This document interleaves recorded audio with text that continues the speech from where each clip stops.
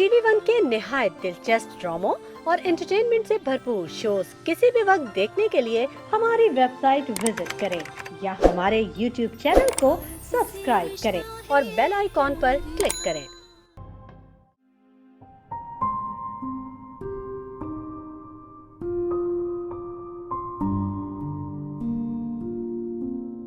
अस्सलाम वालेकुम सर। वालेकुम सलाम। खैरियत, आपने इस तरह फोन करके बुलाया और ये बाहर मिठाई क्यों बिखरी हुई है? तुम्हें क्या लगता है?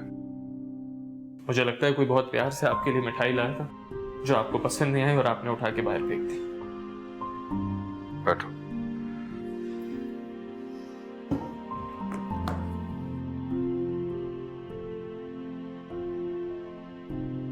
पहले के दौर में मिठाई के डब्बे क्यों दिए जाते थे? क्या मतलब? रिश्वत। जब किसी से कोई काम कराना होता था तो वहां मिठाई के डब्बे और टोकरे पहुंचा दिए जाते थे। जानता हूं सर, मगर ये किसकी हरकत है? आपको कौन रिश्वत देना चाहता है सर? गुफरान। वो कैसे? ये मिठाई भी गुफरान का ड्राइवर ही लेकर आया था, मुझे रिश्वत के तौर पे देने के लिए। ये समझाना चाह रहा था कि अगर रामीन का हाथ मैंने उसके हाथ में दे दिया तो मेरा गिरा हुआ कारोबार को दोबारा खड़ा कर देगा। अब उसकी इतनी हिम्मत हो गई कि वो इस हद तक पहुंच गए? हाँ, और इतना कुछ हो जाने के बाद उसकी बेगैरती की इंतहा देखो कि मेरी बेटी का हाथ मुझसे मांग रहा था, जबकि वो जानता था कि मेरा जवाब ना होगा। इसीलिए उसे खुद आने की हिम्मत नहीं हुई। ड्राइवर के हाथों मिठाई भिजवा के पैगाम भिजवा रहा था। मैं उसको अभी देख। बैठ जाओ, बैठ जाओ। इसमें इतना इश्तियाल में आने की जरूरत नहीं है।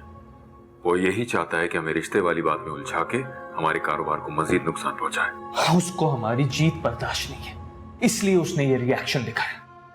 बहुत गिरी हुई हरकत की उसने, बहुत गिरी हुई। हाँ, रामीन बता रही थी कि वो उसे भी तंग करता है। वो मेरे और रामीन के दरमियान गलतफहमियां पैदा करने की कोशिश करता रहा, लेकिन रामीन जानती थी कि मैं किस तरह का इंसान हूं। क्या कहा था उसने? कुछ तफसील से बताओगे मुझे?